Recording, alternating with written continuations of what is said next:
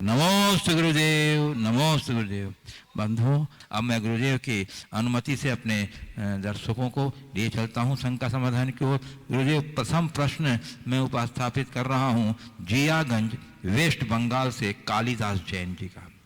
ये कह रहे गुरुदेव कि जैन धर्म में पुनर्जन्म और ज्योतिष का क्या महत्व है, इसके बारे में इसके वैज्ञानिक एवं व्यवहारिक पहलुओं का समाधान प्रस्तुत करें। देखिए, पुनर्जन्म और ज्योतिष दोनों को जैन धर्म में मान्यता दी गई है, क्योंकि जैन धर्म एक आत्मवादी दर्शन को मान्यता देता है, आत्मा के अस्तित्व को स्वीकारता है, और जो आत्मवादी दर्शन है वे सभी आत्मा, परमात्मा, कर्म, पुनर्जन्म इन सब को मानते हैं। जैन धर्म के अनुसार प्रत्येक आत्मा अनादि से इस संसार में परिभ्रमण कर रही है और बार बार जन्म मरण चल रहा है। ये हर प्राणी के जीवन का एक इतिहास है। जहाँ तक वैज्ञानिकों की मान्यता का सवाल है, तो वैज्ञानिकों ने आज तक आत्मा के अस्तित्व को स्वीकार नहीं कर पाए। लेकिन वैज्ञानिकों ने भले आत्मा के अस्तित्व को स्वीकार नहीं किया, पर अस्वीकार करने की क्षमता भी उनने आज तक नहीं दिखाई। प्रसिद्ध वैज्ञानिक अल्बर्ट आइंस्टीन ने अपने जीवन के अंतिम दिनों में ये बात कहा था कि मैं ये जानता हूँ कि इस सृष्टि में चेतना ही सब कुछ कर रही है और उसे कोई सर्वशक्तिमान ही जान सकता है। द ग्रेट डिजाइन नाम की एक पुस्तक है जिसमें विश्व के बड़े बड़े वैज्ञानिकों के आत्मा के विषय में उद्गार प्रकट है। कहीं न कहीं से आत्मा के अस्तित्व को सबको स्वीकारना ही पड़ता है। एक वैज्ञानिक हुए स्टीवेंसन, उन्होंने पुनर्जन्म विषयक 200 घटनाओं का अध्ययन किया और उसके आधार पर उन्होंने स्पष्ट किया है कि पुनर्जन्म होते हैं। उनमें उनकी कई ऐसी घटनाएं हैं जिनमें किसी व्यक्ति के सिर पे गोली लगने से मृत्यु हुई और उसने वैसा बताया, नए जन्म में सिर पे निशान मिले। किसी का हाथ कटने से हुआ तो हाथ पर निशान मिला। पुनर्जन्म विषयक अनेक घटनाएं हम सबके प्रकाश में आती है, जिसमें व्यक्ति अपने अतीत के जन्मों की स्मृतियों को प्रकट करता है। 3 आधारों से हम पुनर्जन्म की बात को समझ सकते हैं, स्वीकार सकते हैं। अब आत्मा को स्वीकारेंगे तभी पुनर्जन्म की बात होगी। जहाँ तक ज्योतिष का सवाल है, ज्योतिष एक विज्ञान है। ज्योतिष का मतलब क्या है? जो ब्रह्मांड में है वही तत्व हमारे शरीर के अंदर है। ब्रह्मांड की ऊर्जा सौर मंडल से प्रभावित होती है। सौर मंडल के संचार से ब्रह्मांड के रसायनों में परिवर्तन होता है और उन रसायनों के परिवर्तन से जब हमारे शरीर के भीतर के रसायनों का समीकरण बनता या बदलता है, तो उसका हमारे जीवन पर शुभाशुभ प्रभाव पड़ता है। इसी के आधार पर ज्ञानियों ने ज्योतिष के सिद्धांत को विकसित किया और ये स्पष्ट की है कि ज्योतिष के जितने भी सौर मंडल के उपग्रह हैं, वे अपनी निश्चित गति से चलते हैं और ये आज से 1 लाख वर्ष आगे तक की बात घोषित की जा सकती है कि कौन सा ग्रह किस समय कहाँ रहेगा। तो उसके आधार पर पूरे के पूरे ब्रह्मांड के तत्वों के समीकरण की बात सबने देखी और एक गोचर बना दिया। इस समय जन्म लेने वाला जातक इस प्रकार के गुणों से प्रभावित होगा और इसके जीवन काल में आने वाले दिनों में इस तरह का प्रभाव पड़ेगा, ये उन्होंने बताया। अब वर्तमान में ज्योतिष को लेकर के बहुत सारे आडंबर जुड़ गए, रूढ़ियाँ जुड़ गई, टोटकेबाजी जुड़ गई, बहुत सारी कुरीतियाँ जुड़ गई, इसलिए ज्योतिष बदनाम हो गया। एक बार मुझसे किसी ने सवाल किया था, महाराज आपका ज्योतिष पर विश्वास है? मैंने कहा मैं ज्योतिष पर विश्वास करता हूँ पर ज्योतिषियों पर नहीं। क्योंकि उन्होंने अपनी विश्वसनीयता खत्म कर दी। तो इस तरह के फालतू के टुटकेबाजी का ज्योतिष में जुड़ जाना एक बहुत अच्छे विज्ञान को बदनाम करना है। ज्योतिष के माध्यम से यदि हम अपने भावी शुभाशुभ को जानकर वर्तमान को कुछ बदलने में समर्थ होते हैं तो हम बहुत कुछ अशुभ अमंगल को टाल सकते हैं, और यही ज्योतिष का आध्यात्मिक और व्यवहारिक लाभ है। आजकल ज्योतिष के नाम पर दुकानें ज़्यादा हो गई हैं, जिससे मैं कतई अच्छा नहीं मानता। पूज्य गुरुदेव, वेलिंगटन न्यूजीलैंड से वेलिंगटन डॉक्टर विपुल जैन कह रहे हैं, गुरुदेव शांति मेरा स्वभाव है फिर भी मुझे बेचैनी क्यों है? स्वतंत्रता मेरा स्वभाव है फिर भी मैं बंधन में बंधा क्यों रहता हूँ? सुख मेरा स्वभाव है फिर भी मैं किसी न किसी कारणों से दुखी हो जाता हूँ। संतोष मेरा स्वभाव है फिर भी मैं इच्छाओं में फंसा रहता हूँ। परोपकार मेरा स्वभाव है फिर भी मैं बाहर नहीं पहुँचता हूँ। क्यों मैं जान कर भी अनजान बना रहता हूँ? क्यों मैं जान कर भी अनजान रहता हूँ? कृपया समाधान करें गुरुदेव। क्यों मैं जान कर भी अनजान बना रहता हूँ, इसी का नाम मोह है, जो जान करके भी अनजान बनाते हैं।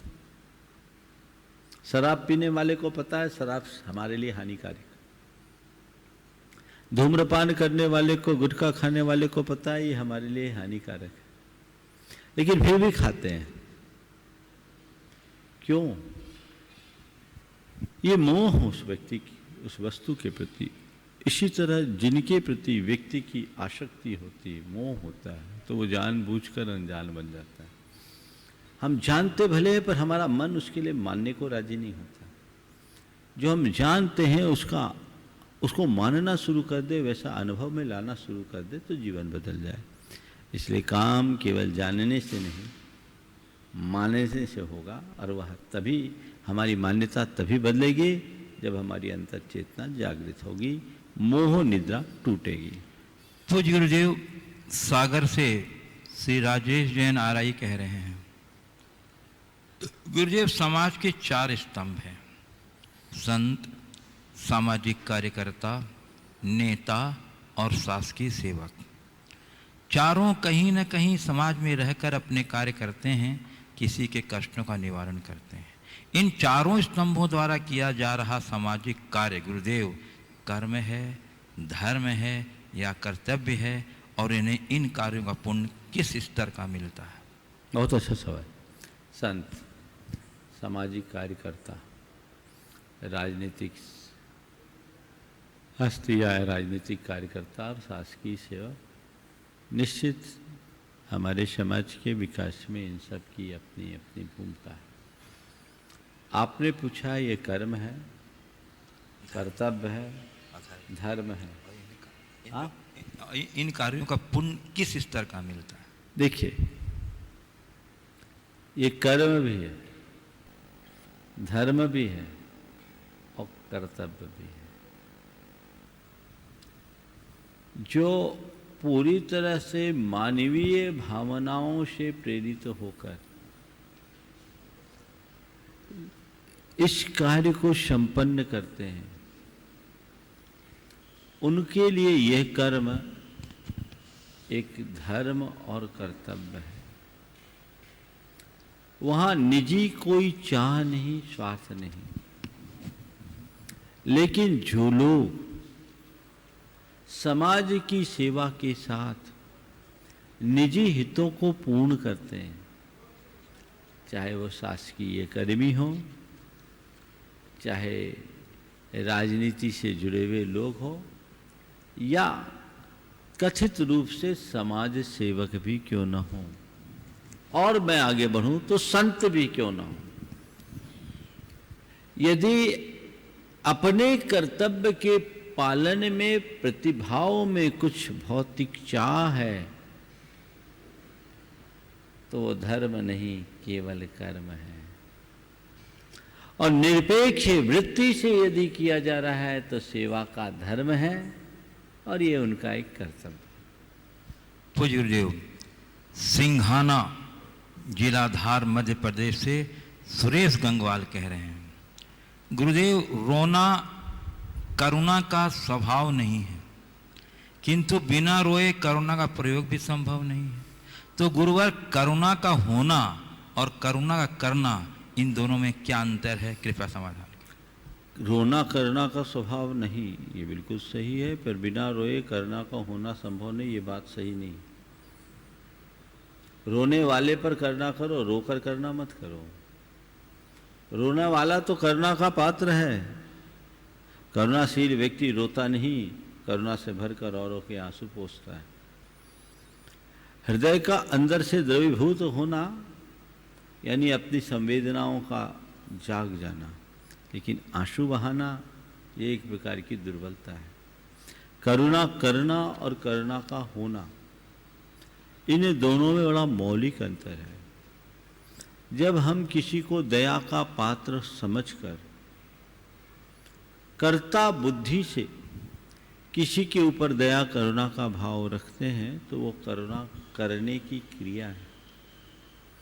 लेकिन दीन दुखी व्यक्तियों को देखकर सहज जो हमारे मन में निरपेक्ष भाव से करुणा उमड़ती है, वो करुणा का होना है।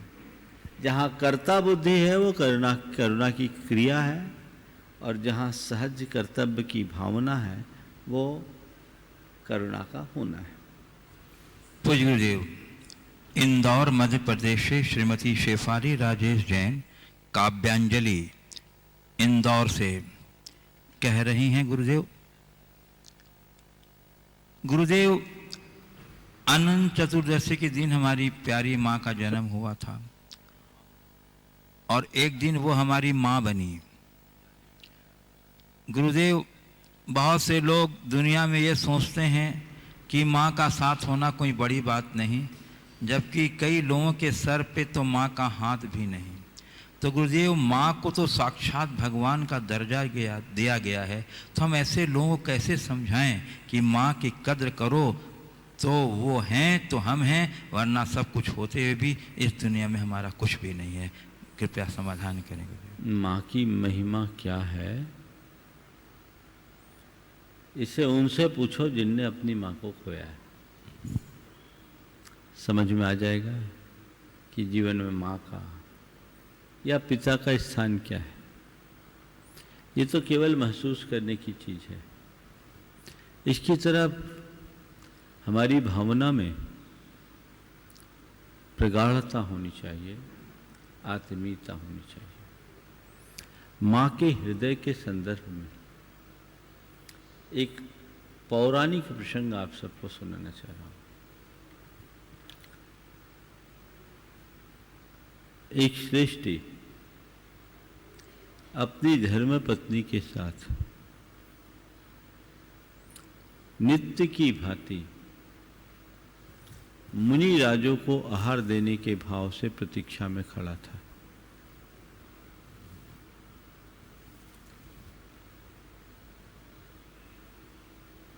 उनके सौभाग्य से दो चारण रिद्धिधारी मुनिराज आकाश मार्ग से सीधे उनके आंगन में उतरे। भक्ति भाव से उन्होंने मुनिराज का सत्कार किया, आहार कराया। पर ये क्या, गृहिणी के आंचल में दूध उमड़ा है। मन में एक शंका आई, मुनिराज के दर्शन से भक्ति उमड़नी चाहिए, ये मातृत्व क्यों उमड़ रहा है? पर उन्होंने उसे नजरअंदाज करके मुनिराजों को आहार दिया। आहार पूर्ण करते ही दोनों मुनिराज वापस आकाश मार्ग से चले गए। थोड़ी देर बाद वे वैसे के वैसे ही दो मुनिराज फिर आ गए। अब की बार उन्हें फिर आश्चर्य हुआ कि अभी अभी तो महाराज गए थे, अब ये फिर क्यों आ गए? फिर क्यों आ गए? लेकिन बिना तर्क वितर्क के देवकी ने उन्हें पड़गाया। देवकी की बात है। आहार दिया, लेकिन इस बार और आंचल भीग गया। महाराजों को विदा किया, वे गए, फिर वे के भी महाराज आ गए। अब की बार तो धार बह पड़ी, जैसे तैसे अपने आप को संभाल कर आहार तो कराया और मुनिराज विहार कर गए। देवकी के मन में बड़ी बेचैनी छाई, आखिर ये क्यों हुआ? मुनिराज 24 घंटे में एक ही बार आहार लेते हैं, वे मुनिराज 3 बार क्यों आए? क्या ये अलग अलग 3 युगल थे या वे ही थे? एक मुनिराज तो नहीं हो सकते। और ये तीनों के तीनों चारण रिद्धिधारी आकाश के मार्ग से, और उनके आने पर मेरा आंचल दूध से क्यों भींगा?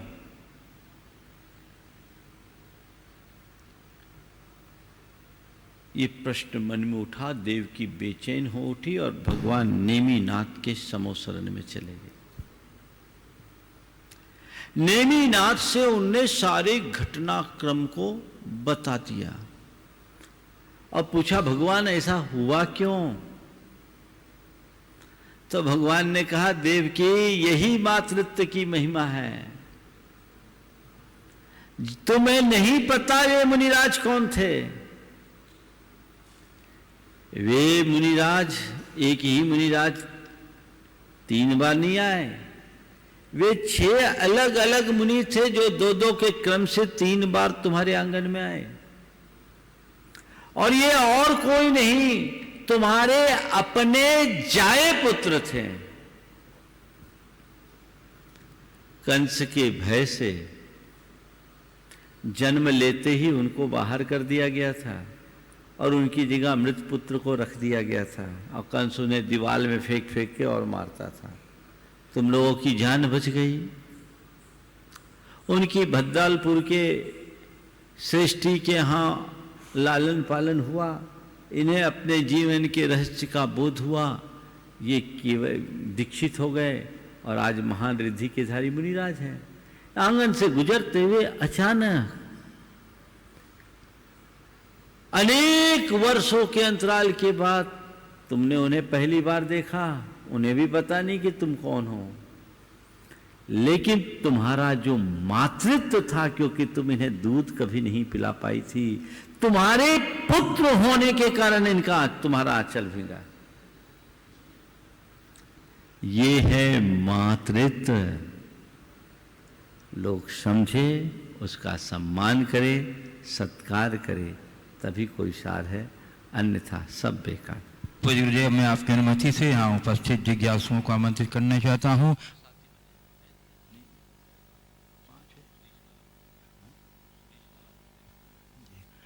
इससे पूर्व एक प्रश्न एक ही है। कैलिफोर्निया से श्री जतीन शाह कह रहे हैं, गुरुदेव, ऑफिस में काम करते हुए अगर हमारा कोई आइडिया हो और दूसरा व्यक्ति जानकर उसे अपना आइडिया बताए और जो क्रेडिट हमें मिलना चाहिए उसे वो खुद ले ले, तो ऐसे में कौन से पाप कर्म का उदय होता है और हम क्या तप आदि करें जिससे वो पाप हमारा धुल जाए और ऐसा दोबारा ना हो? देखिए, पहली बात तो ये है कि हमें दूसरों की संपत्ति की तरह दूसरों के आइडिया को भी नहीं चुराना चाहिए। चोरी, जो लोग भी ऐसा करते हैं वो निश्चित रूप से एक प्रकार का अधर्म और पाप करते, नहीं करना चाहिए। लेकिन आजकल ऐसा होता है। तो जैसे आप अपनी धन संपत्ति को बचा के रखते हैं, प्रोफेशनल जीवन में अपने आइडिया को भी बचा के रखना चाहिए, ताकि वो आपकी प्रगति में बाधा न बने। और यदि कदाचित ऐसा हो जाए तो अपने मन की क्षमता को खंडित नहीं करना चाहिए और पॉजिटिव सोचना चाहिए कि चलो कोई बात नहीं, एक आइडिया गया दूसरा आ जाएगा, दूसरा गया तीसरा आ जाएगा, तीसरा गया, चौथा आ जाएगा, जब तक मेरे पास क्षमता है, शक्ति है, मैं ये सब करता रहूँगा, कोई मुझे आखिर कब तक परेशान करेगा। आपने पूछा है कौन से कर्म का उदय है। कई बार ऐसा होता है कि कई लोग मेहनत बहुत करते हैं, उन्हें क्रेडिट नहीं मिलती। तो इसकी एक ही वजह मुझे समझ में आती है, जो हमारे शास्त्रों में भी उल्लेखित मिलता है। जो लोग अतीत में दूसरों की अच्छाई की अनुमोदना न करके उसकी बुराई करते हैं, आलोचना करते हैं, वे ऐसे कर्म का बंध करते हैं जिसके कारण उन्हें अपनी अच्छाइयों का श्रेय नहीं मिल पाता।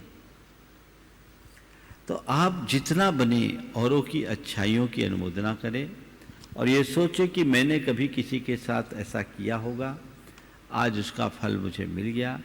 आगे के लिए सावधानी रखें और मन को हताश होने से बचाएं। मैं प्रथम प्रश्न के लिए आमंत्रित कर रहा हूं श्रीमती संध्या दिनेश जी, प्रेमी परिवार बिलासपुर। और जब तक वो आ रही हैं गुरुदेव, एक प्रश्न मुंबई महाराष्ट्र से लक्ष्मी लाल वागौरिया जी का है।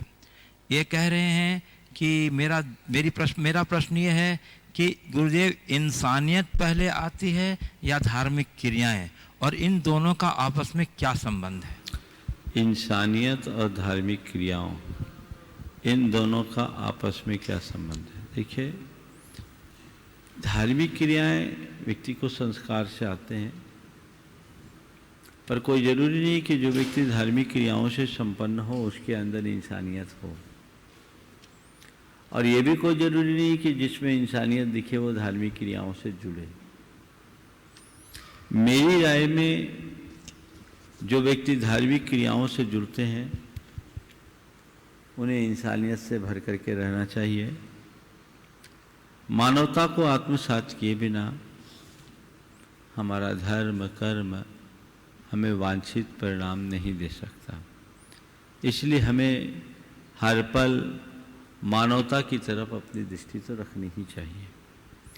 जहाँ तक आपने पूछा है प्रमुखता किसे दें, तो धार्मिक क्रियाएं हमारी मानवता के विकास में सहायक होनी चाहिए और हमें उन पर ध्यान देना चाहिए। हम मानवता का कर्म करें पर धार्मिकता से जुड़ जाएं तो वो और श्रेष्ठ होगा। श्री संतोष जी मालगुजार कटनी, अध्यक्ष श्री दिगंबर जैन पंचायत कटनी। गुरुदेव ये आ रहे हैं, तब तक एक प्रश्न द्वारका दिल्ली से एक सवाल पूछ रही। नमोस्तु महाराज। नमोस्तु महाराज। अभय दान, जीवन दान, करुणादान, इनमें क्या अंतर है? आगम में बताए गए 4 दान, औषधि शास्त्र, अभय एवं आहार, कि इनकी संगति रातों दानों में किस प्रकार बैठानी चाहिए? अगर हम किसी के समाधि मरण में सहयोग करते हैं तो उपयुक्त सामग्री आदि देते हैं, तो यह किस दान के अंतर्गत आएगा? अभय दान, जीवन दान, करुणा दान, इन तीनों का आपस में क्या संबंध? पहला प्रश्न। दूसरा प्रश्न, 4 दानों में इनका स्थान कहाँ है? और तीसरा प्रश्न, अगर हम समाधि में सहयोग देते हैं, सामग्री, द्रव्य सामग्री समाधि में, तो उसका हमारे जीवन पर क्या असर पड़ता है? देखिए, अभय दान यानी हमारे द्वारा किसी का घात न हो इस तरह का प्रयास। जीवन दान किसी मरते को बचा देना, और करुणा दान दीन दुखी को सहयोग करना। ये तीनों ऐसे देखा जाए तो करुणा दान की श्रेणी में ही आते हैं। आहार, औषध, अभय, आभारा, आहारा, ये जो 4 दान की बात की गई है वो पात्र दान के अंतर्गत है, और उसमें अभय दान को यथार्थ आवास दान में लिया है। लेकिन अभय दान सर्वव्यापक दान है। हमें जीवों की रक्षा के लिए जो कुछ भी संभव हो सतत करना चाहिए। उसी के बल पर हम अपनी धार्मिकता को आगे बढ़ा सकेंगे। आचार्य सोमदेव सूरी ने अपनी परवेनंदी पंचविंशतिका में एक स्थान पर लिखा है, उपासका अध्ययन में, जो अभय दान नहीं करते उनकी समस्त पारलौकिकी क्रियाएं व्यर्थ है। हमारा पूजा पाठ धर्म ध्यान तभी सार्थक होगा जब हम अभयदान से जुड़ेंगे। इसलिए अभयदान को हमें प्रमुखता देनी चाहिए। किसी की समाधि में हम सहयोग दे रहे हैं तो ये हमारा बहुत बड़ा योगदान है और उसके लिए हमें सतत तत्पर रहना चाहिए। और इसके साथ ही आपने सामग्री दिया है तो ये भी एक प्रकार की देव पूजा की तरह हमारे साथ आएगा, क्योंकि समाधि में योगदान देना एक प्रकार की वैयावृत्ति है और वैयावृत्ति को देव पूजा के अंतर्गत माना गया। हमें उसे उस दृष्टि से देखना चाहिए। महाराज जी, उसके सहयोग से यदि कभी हम अपने जीवन में चाहें समाधि तो वो हम बिल्कुल भावना भानी चाहिए। नमस्ते। श्री संतोष जी मालगुजार कटनी, अध्यक्ष दिगंबर जैन पंचायत कटनी, प्राप्तयार रहेंगी कुमारी कोपल जैन कटनी।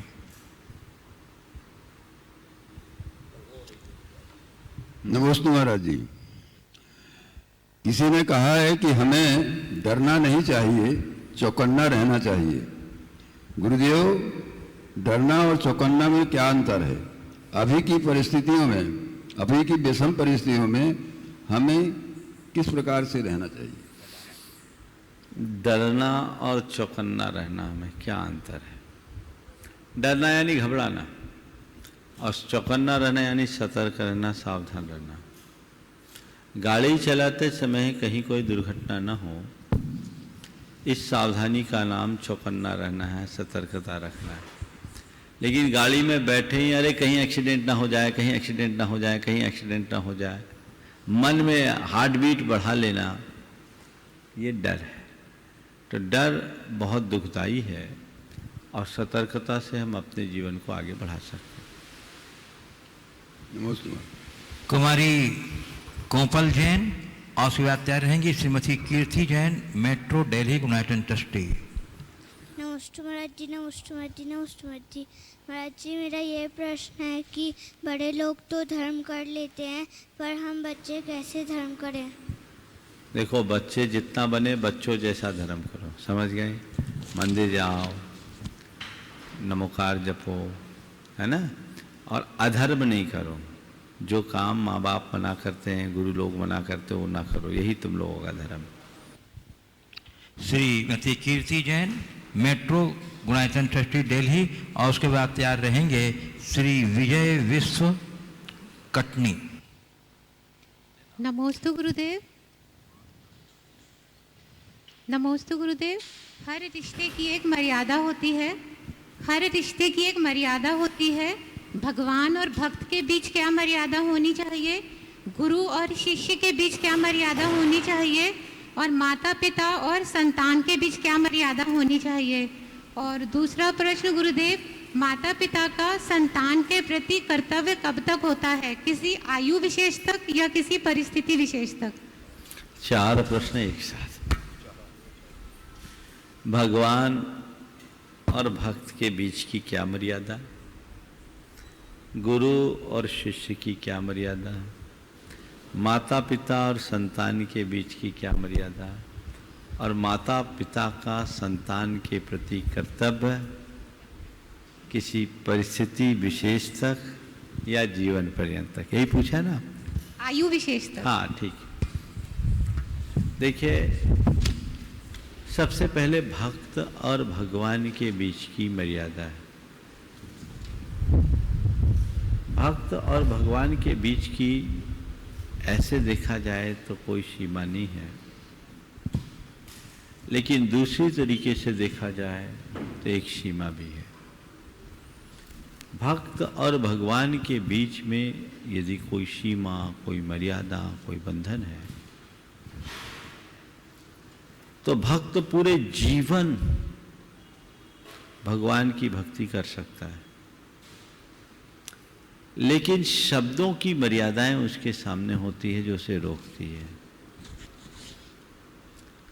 भक्त अपनी सारी अभिव्यक्तियां भगवान के समक्ष कर सकता है, लेकिन उसे उस प्रकार की अनुकूलता के शब्द नहीं मिलते। आपने पूछा भक्त और भगवान के प्रति मर्यादा, ऐसी कोई मर्यादा नहीं है जो भक्त भगवान के समक्ष किसी तरह का संकोच करे। गुरु और शिष्य के प्रति की जो मर्यादा है वो एक मर्यादा है कि शिष्य जीवन पर्यंत गुरु के समक्ष शिष्य बनकर रहे, गुरु बनने की कोशिश ना करे। भगवान के समक्ष भक्त अगर जाता है तो भक्त के लिए ये मर्यादा नहीं है कि जीवन पर्यंत भक्त बना रहे। अगर सच्चा भक्त है तो भगवान के समक्ष चलकर भक्ति करते करते वो भगवत्ता को प्राप्त कर सकता है। लेकिन गुरु का स्थान ऐसा स्थान है जो शिष्य कभी न ले,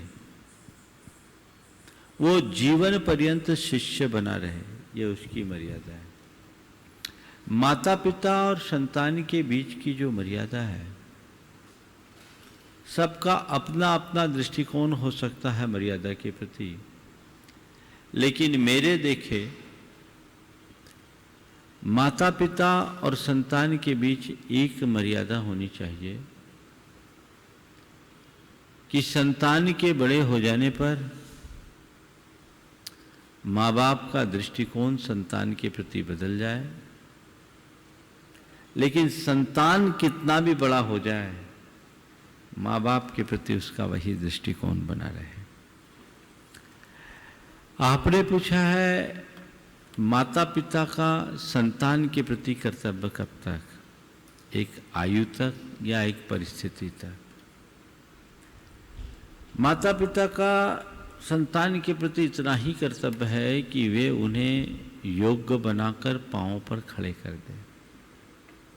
जिस दिन संतान पांवों पर खड़े हो जाए तो फिर माता पिता को उसके बाद कोई आवश्यकता नहीं होती, वो अपना काम कर सकते। श्री विजय विश्व कटनी और उसके बाद तैयार रहेंगे श्री विवेक जैन शास्त्री परिवार पुणे का शाखा। नमोस्तु गुरुवर, नमोस्तु नमोस्तु नमोस्तु। सबसे पहले तो ये 10 लाक्षर पर आज क्षमावाणी का पर्व है और हमारे मुंसुबनाथ जनालय में जो हमने 10 दिन में व्यवस्था बनाई उसके लिए लोग काफ़ी असंतुष्ट हैं। उनसे मैं क्षमा चाहता हूँ कि ये व्यवस्था थोड़ी सेफ्टी के हिसाब से बनाई थी और गुरुदेव के आदेश से ही बनाई है। जो भी लोग नाराज हैं मेरे से, मैं उनसे उत्तम क्षमा मांगता हूँ। दूसरा प्रश्न गुरुदेव मेरा ये है कि मेरे में एक बहुत बड़ी बुराई है। बुराई ये है महाराज जी कि मैं मंदिर में जब जाता हूँ और वहाँ की व्यवस्था पर सब देखता हूँ और जैसे बैठता हूँ अपना सीट पे और कार्यक्रम शुरू करता हूँ और कहीं किसी की कुछ गलती नज़र आती है तो मैं तुरंत ही उसको रिप्लाई दे देता हूँ। इसके कारण बहुत से लोग मेरे से नाराज़ हो जाते हैं और बहुत से कुछ छूट भी जाते हैं। मैं समझता हूँ कि ये मेरी बहुत बड़ी बुराई है, मगर गुरुदेव मेरा सबसे बड़ा सोचना ये है कि लोग आते 10-15 मिनट के लिए हैं और आए और अफसे करके चले जाते हैं।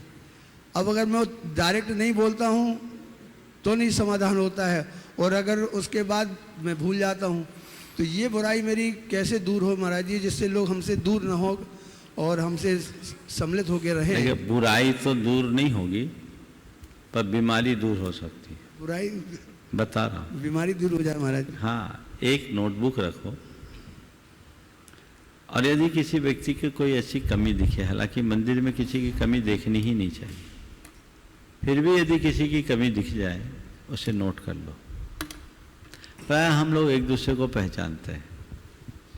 घर जाने के बाद भोजन आदि से निवृत्त हो जाओ, उस नोटबुक को निकालो और सामने वाले को कॉल करो और प्यार से उस व्यक्ति से कहो आप मंदिर आए, अभिषेक किए, हमें बड़ी खुशी हुई।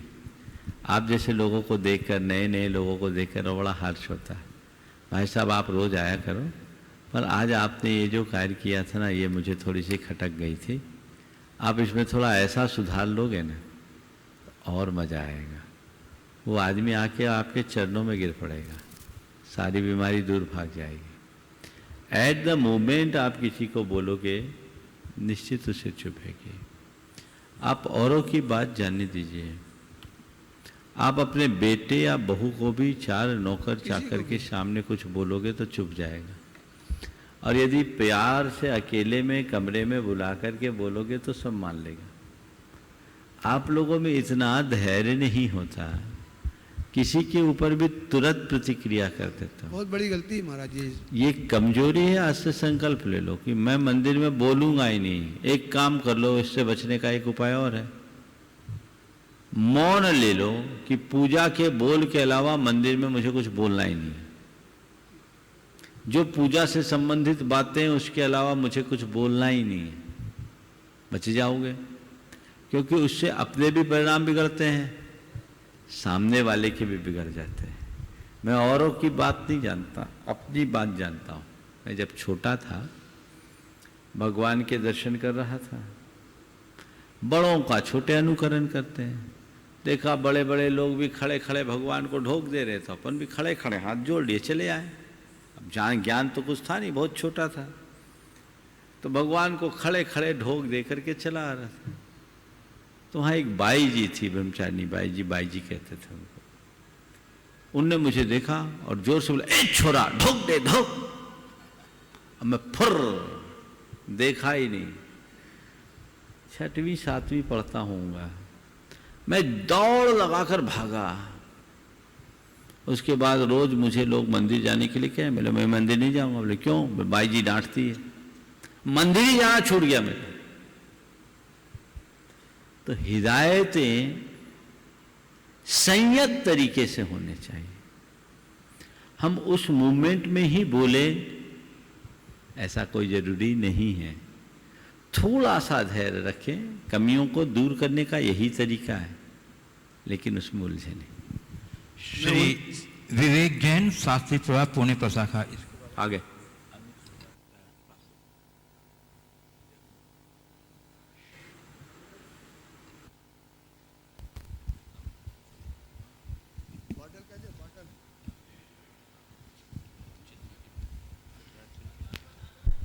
हेलो, गुरुदेव के चरणों में बारंबार नमोस्तु। यह प्रश्न राकेश जी बरिया बेंगलोर से पूछ रहे हैं। राकेश जी, मनीषा जी, प्रियश, प्रकर्ष जी, बेंगलोर बरिया परिवार की तरफ से बारंबार नमोस्तु। गुरुदेव वो जानना चाहते हैं, फिर से बोलो। हाँ, प्रश्न ये है कि राकेश जी पूछना चाह रहे हैं कि तीर्थंकरों के 5 कल्याणक होते हैं, पर मुनिराज जो मोक्ष गए हैं उन तीर्थंकरों के अलावा उनके 3 कल्याणक होते हैं, और जो केवल ज्ञान कल्याणक में उनकी दिव्य ध्वनि खिड़ती है क्या? और अगर ऐसे किस साहित्य में उनका उल्लेख मिले जिनसे हम उनके बारे में जान सकें? देखिए, हमारे यहाँ मुख्य रूप से तीर्थंकरों के चरित्र का ही वर्णन है, सलाका पुरुषों का वर्णन है। सलाका पुरुषों से जुड़े जो मुनिराज हैं उनकी कहानियाँ, उनका चरित्र हमारे आगमों में है वर्णित। बाकी मोक्ष जाने वाले तो अनंत हैं, उनका वर्णन न तो उपलब्ध है न ही व्यवहारिक है। आपने कहा कि तीर्थंकरों के 5 कल्याणक होते हैं। तीर्थंकरों के 5 कल्याणक होते हैं, पर 5 कल्याणक ही हों ऐसा कोई ज़रूरी नहीं। सामान्यतया 5 कल्याणक होते हैं, पर जो तद्भव तीर्थंकर बनते हैं उनके गर्भ और जन्म को छोड़कर 3 कल्याणक भी हो सकते हैं। मुनि बनने के पहले अगर तीर्थंकर प्रकृति का बंध हो जाए, और मुनि बनने के बाद तीर्थंकर प्रकृति का बंध हो तो 2 कल्याणक होते हैं, केवल ज्ञान और निर्वाण। सामान्य मुनि राजों के ऐसे कोई कल्याणक नहीं होते। जब उन्हें केवल ज्ञान होता है तो देवलोक केवल ज्ञान की पूजा करने आते हैं, जो केवल ज्ञान कल्याणक का रूप होता है। और निर्वाण की घड़ी में उनका निर्वाण महामहोत्सव मनाते हैं, जो निर्वाण कल्याणक कहलाता है। 2 कल्याणक। सामान्य मुनिराजों की दीक्षा का कल्याणक नहीं होता। कल्याणक में और सामान्य उत्सवों में एक बड़ा अंतर है। कल्याणक मुख्य रूप से तीर्थंकरों के ही होते हैं, और अन्य जिनेन्द्र भगवान और मोक्षगामी भगवंतों के होते हैं, यानी 13वें 14वें गुणस्थानवर्ती के। वो केवल ज्ञान की उत्पत्ति और मोक्ष गमन के काल में। बाकी लोगों के लिए सामान्य उत्सव होता है, जिस पूजा में देवता भी सम्मिलित होते हैं और उत्सव मनाते हैं, वो कल्याणक जैसा होता है। और जो केवल मनुष्यों के द्वारा संपादित होता है वो मात्र उत्सव होता है।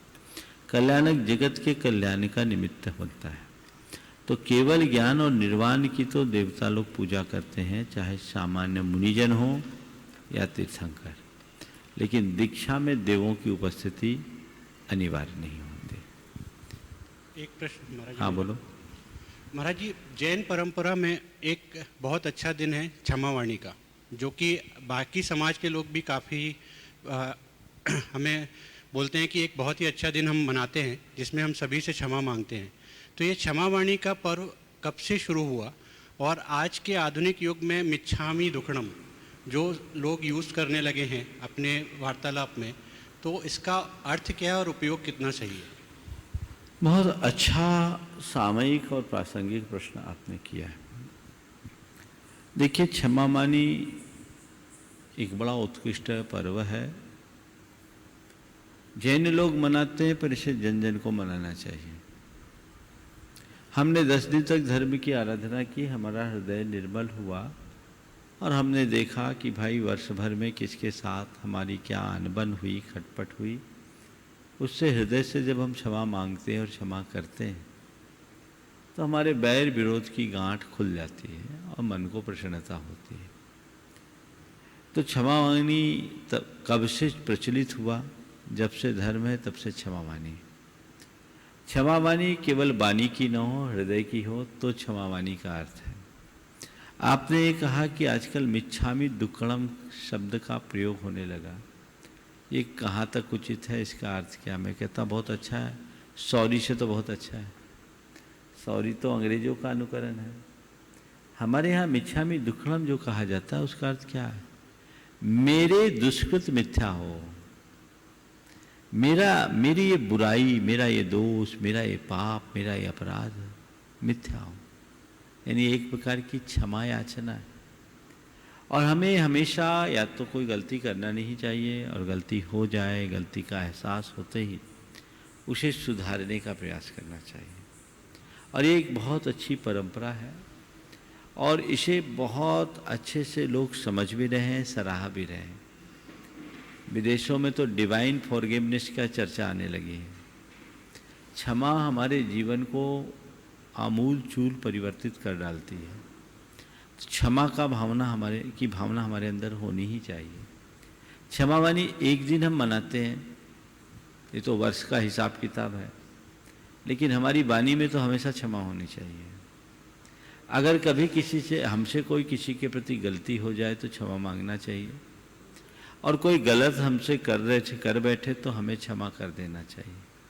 इसमें किसी भी प्रकार का संकोच नहीं रखना चाहिए, तभी हम इसका सार्थक लाभ उठा सकेंगे। पूज्य गुरुदेव, आज हमारे साथ गया बिहार से प्रासुक जैन ऑनलाइन संपर्क में है। प्रासुक जैन, शंका समाधान कार्यक्रम में आपका स्वागत है। आप अपना प्रश्न उपस्थापित करें। प्रासुक जैन, गया से।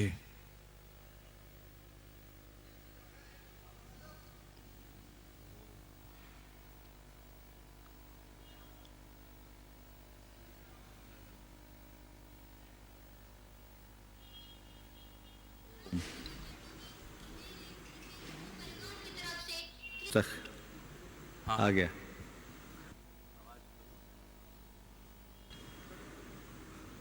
देखो अपना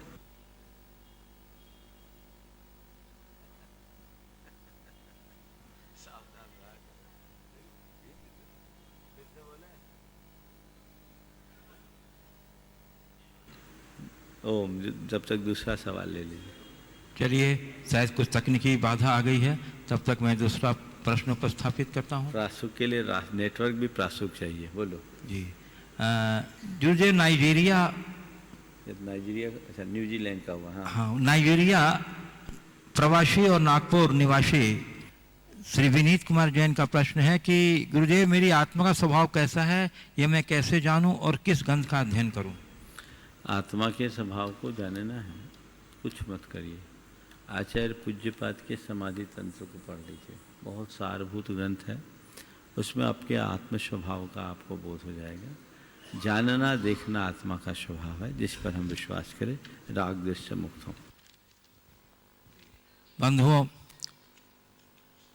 पूज्य गुरुदेव के साहित्य, प्रवचनों का संग्रह साहित्य सभी निरंतर फाउंडेशन भोपाल से प्रकाशित हुए हैं, और गुरुदेव के जितने प्रवचन संग्रह है हमारे जीवन के लिए बहुत उपयोगी है। इधर इन दिनों पूज्य गुरुदेव के प्रवचन संग्रहों के अंतर्गत ककहरा जीवन का ये बहुत लोकप्रिय हुआ, बहुत प्रचलित हुआ है। और अभी प्रभूषण पर्व के दूसरे दिन जो विमोचन हुए 2 ग्रंथ का, धम्मम शरणम गच्छामि, जिसमें कि धर्म के 10 लक्षणों का प्रवचन का संग्रह है, और जीवन विकास की राह भाग 7 के रूप में, जिसमें 16 कारण भावना की 16 भावना का संग्रह है। बंधु, ये हमारे जीवन के लिए बहुत उपयोगी है। आप इसे निरंत फाउंडेशन के माध्यम से विकास गोझा जी से संपर्क करके अवश्य मंगाएं, अपने स्वयं पढ़ें, अपने इष्ट मित्रों को दें और इसका अधिक से अधिक उपयोग करें। नंबर तो मैं आपको बता, हाँ, और व्हाट्सएप से अपनी रिक्वायरमेंट भेजें। आप नंबर फिर से नोट कर लीजिए, 9425005624, 9425005624। हिंदी की जानकारी के लिए 94-250-05624। दूसरा नंबर है 75875-22089, 75875-22089। हिंदी में जानकारी के लिए 7587-875-2289। तो आप अपनी पूरी जानकारी आप अपने उनके व्हाट्सएप पर दीजिए। आपको कौन सी पुस्तक चाहिए, कितनी संख्या में चाहिए, आपका पोस्टल एड्रेस क्या है, आपका पिन कोड क्या है, और संपर्क सूत्र, आपका नंबर क्या है, ये सारी जानकारी आप श्री विकास गोझा निकेतन फाउंडेशन दीजिए। आपकी सूचना के अनुसार, आपके मांग के अनुसार वो आपको तुरंत आपूर्ति करेंगे। महाराज श्री के चरणों में मेरे और मेरे पूरे परिवार की तरफ से कई बार नमोस्तु नमोस्तु नमोस्तु और उत्तम क्षमा। महाराज श्री, मैं प्राशुक सेठी, गया बिहार से। एक तरफ कोरोना से सभी परेशान हैं, दूसरी तरफ मैं ये कह सकता हूँ कि कुछ मामले में इससे फायदा भी हुआ है। जैसे इस बार पर्यूषण में स्कूल बंद रहने के कारण हम लोग भी मम्मी पापा दादी के साथ सुबह भावना योग से लेकर शाम में शंका समाधान तक पूरा लाभ ले पाए। पहली बार 10 दिन प्रवचन सुने, 1-2 बार छूट भी गया था वो ऑनलाइन क्लास के कारण और देर से उठते थे, लेकिन जितना भी मिला बहुत अच्छा लगा। और हमें समझ भी आया कि शिविर में क्या क्या होता है और कैसे होता है। और इस साल तो हमें अपने दादाजी का कभी भी नहीं लगा, क्योंकि दिन भर हम लोग टीवी के माध्यम से उनसे जुड़े ही रहते थे। तो महाराज जी, मेरा प्रश्न यह है कि पर्यूषण हमारा सबसे बड़ा त्योहार है, तो ऐसा पहल नहीं हो सकती कि इन 10 दिनों में हर साल स्कूल एवं दुकानों की छुट्टी रहे, ताकि इस साल की तरह हर साल हम लोग इतने ही हर्षोल्लास के साथ आपके सानिध्य में पर्यूषण पर्व मना सके, चाहे वो टीवी के माध्यम से हो या आपके पास आकर। नमोस्तु महाराज जी। बहुत अच्छी भावना व्यक्त की है प्राशुक ने, और भावना हो भी क्यों नहीं, विमल जी का पोता है और उसकी झलक भी उसमें दिख रही है। वही ओज, वही तरीका, वही अभिव्यक्ति। इस वर्ष ये दशरक्षण की सबसे बड़ी उपलब्धि है कि वे लोग जो हर वर्ष दशरक्षण के दिनों में धर्म ध्यान से वंचित रह जाते थे, स्कूल्स के कारण, व्यापार के कारण, अन्य कारणों से, कोविड की इस त्रासदी के दौर में उन सब का विशुद्ध धर्म ध्यान हुआ और हजारों परिवारों ने एक साथ बैठकर पूरी की पूरी पूजा आराधना की, धर्म का मर्म सीखा, लोगों के अंदर एक प्रेरणा जगी। इस बच्चे ने कितनी बड़ी बात की, क्या हर वर्ष 10 दिन स्कूल और दुकानों की छुट्टी नहीं हो सकती? प्रयास होना चाहिए। 10 दिन ना हो तो कम से कम इतना तो लोग प्रयास करें कि उन्हीं दिनों परीक्षा ना हो। प्रायः उन्हीं दिनों पेपर होते हैं। वो हर अभिभावक को पहल करना चाहिए, संबंधित विभागों तक ये बात पहुंचानी चाहिए कि पाठ्यक्रम में जो हम लोगों के अगस्त के एंड और सितंबर के प्रथम सप्ताह में पर्यूषण प्राय आता है, उन दिनों को टाल करके वो अपना शेड्यूल बनाए।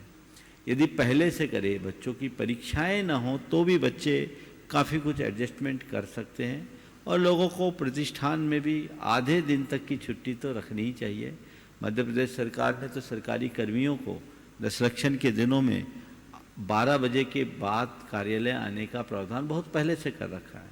तो ये लाभ लोगों को लेना चाहिए ताकि प्रातःकाल लोग अपना धर्म ध्यान कर सके और विशुद्धतया अपना जीवन आगे बढ़ा सके। प्रश्न पूज्य गुरुदेव, रतलाम मध्य प्रदेश से श्री पंकज बिलाला एडवोकेट रवि मोठिया, राजेश मोठिया, कमलेश गोधा पूछ रहे हैं अच्छा बच्चा जब जन्म लेता है तो परिवार व समाज मिठाई खाता है, और बड़ा होकर व्यक्ति मरता है तब भी परिवार और समाज मिठाई खाता है, लेकिन जन्म लेने वाला एवं मरने वाला कभी मिठाई नहीं खा पाता है। तो ऐसे जन्म मरण का क्या फायदा? जन्म लेने वाला और मरने वाला मिठाई नहीं खा पाता, ऐसे जन्म मरण का क्या फायदा? इसीलिए तो बोल रहे हैं, ये इस बात का प्रतीक है, न जन्म में सार है न मरण में सार है। जीवन में मजा है सो जीवन ऐसा जियो जो जन्म और मरण से पार हो जाओ। बिल्कुल ये यथार्थ बात है कि जिसका जन्म उत्सव मनाया जाता है, लोग उसके लिए उत्सव मनाते हैं, मिठाई खाते, उसे कुछ पता नहीं, और मरने के बाद लोग मिठाई खाते हैं, लेकिन मरने वाले को उसका कोई पता नहीं। जीवन की असारता का इससे बड़ा उदाहरण और क्या होगा? तो हम इस असार संसार से अपने आप को मुक्त करें और जीवन को उसी दिशा में आगे बढ़ाने का प्रयास करें, जिससे हम अपने जीवन को सफल और सार्थक बना सके। समय आप सबका हो गया है, एक और है। हाँ, तो इसी तरीके से हम जीवन की असारता को समझे, पहचाने, जीवन के प्रति सजग बने। और एक बात और ध्यान रखो, इसका अर्थ ये भी है कि जीवन, जन्म और मरण खाने के लिए नहीं, खिलाने के लिए है। ये संदेश देता है कि जीवन जो तुम्हें मिला है वो खाने के लिए नहीं, खिलाने के लिए है। क्योंकि जन्म मिला था तब तुम नहीं खाए थे, लोगों को खिलाया गया था। मरोगे भी तब तुम नहीं खाओगे, लोगों को खिलाया जाएगा। ये जीवन बोलता है तुम्हें जो मिला है औरों के लिए बांटो, खुद मत भोगो, तभी जीवन का उत्थान हो सकता है, और कोई दूसरा रास्ता नहीं है। इस प्रकार आज के इस सत्र को परम पूज्य गुरुदेव के चरणों में नमन अर्पित करते हुए यहीं पर विराम दे रहा हूँ। बोलिए परम पूज्य आचार्य गुरुवर श्री विद्यासागर जी महाराज।